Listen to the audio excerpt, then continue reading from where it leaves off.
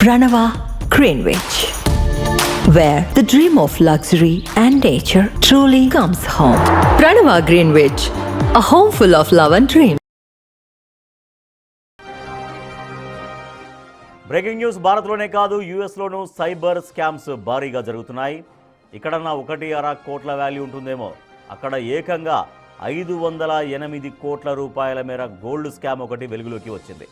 అది కూడా 200 మంది వృద్ధులు వారి రిటైర్మెంట్ సేవింగ్సే లక్ష్యంగా ఈ స్కామ్ జరిగినట్లు గుర్తించారు. ఈ వార్త తాజాగా వెలుగులోకి వచ్చింది. కానీ స్థానిక టెక్సాస్ పోలీసులు సంవత్సర కాలం నుంచి నిఘా పెట్టగా బయటపడింది భారీ బంగారు కుంభకోణం.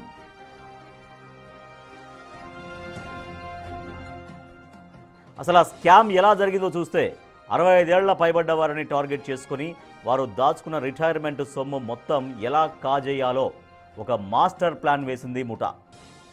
అది ఎలాగో చూస్తే మేము ఎఫ్బిఐ నుంచి మాట్లాడుతున్నాం, టెక్సాస్ షెరీఫ్ నుంచి పోలీసులం మాట్లాడుతున్నాం అని చెప్పి కొందరు ఈ వృద్ధులకు ఫోన్లు చేయడం, ఆపై మీరు ఫెడరల్ దర్యాప్తులో ఉన్నారు అంటూ వారిని బెదిరించడం, ఆ తర్వాత వారి దగ్గరున్న డబ్బు బంగారం రూపంలో మార్చుకోమని ఒత్తిడి చేయడం, ఆ మొత్తం సొమ్ము కాజేయడం. ఇది ఇక్కడ జరిగిన గోల్డ్ స్కామ్ గురించి షార్ట్ స్టోరీ.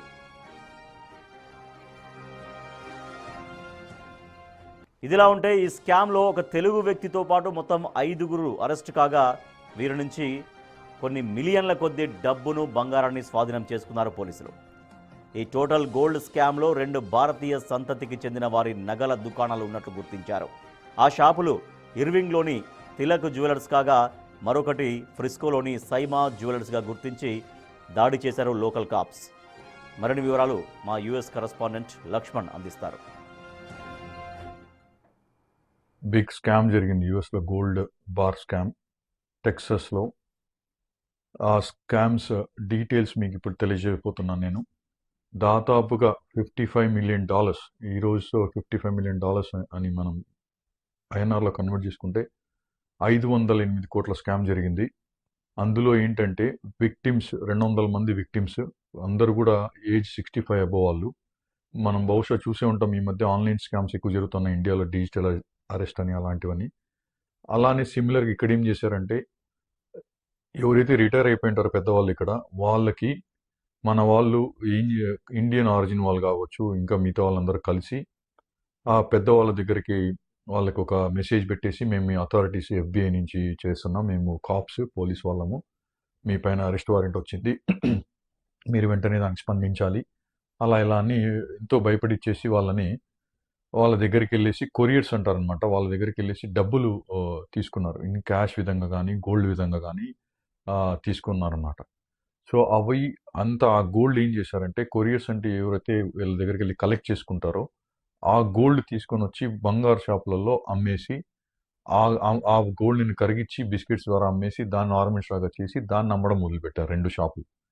So 1-2 victims. ఇది ఒక రోజులో జరిగిన స్కామ్ కాదు, 1 ఇయర్ నుంచి అథారిటీస్ దీనిపైన ఇన్వెస్టిగేషన్ జరుగుతున్నాయి. అంటే స్పై చేశారనమాట. 1 ఇయర్ నుంచి అండర్ కవర్ ఆపరేషన్ అంటారు కదా, అలా 1 ఇయర్ నుంచి చూస్తున్నారు.